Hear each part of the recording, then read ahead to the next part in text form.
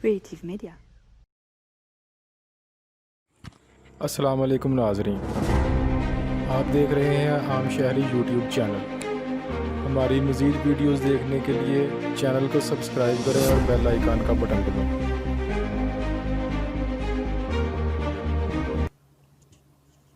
ہمارا نظام حکومت امامت ہے یا خلافت؟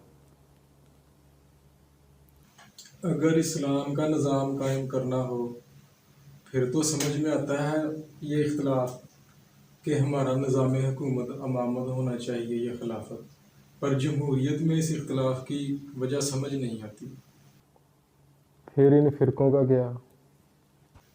اگر قرآن ملک کا آئین بنے تو اس میں ہے ہار فرقوں کی اور فرقہ پرستوں کی، اور جیت ہے مسلمان کی اور جیت ہے اسلام کی۔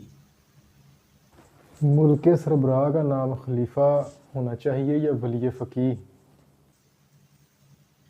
اگر ہم ملک کے سربراہ کا نام خلیفہ رکھنا چاہتے ہیں یا پھر ہم ملک کے سربراہ کا نام ولی فقیہ رکھنا چاہتے ہیں، دونوں صورتوں میں ملک کا آئین قرآن مجید ہوگا، تو پھر ہم اپنے ملک کے نظام حکومت کو اسلامی نظام حکومت کہہ سکتے ہیں۔ شیعہ اور سنی کا مسئلہ تو ختم نہ؟ شیعہ اور سنی پہلے قرآن مجید کو ملک کا آئین بنا لیں، پھر ملک کے سربراہ کا نام ولی فقیہ رکھیں یا خلیفہ، کرتے رہیں بعد میں اپنے فیصلے۔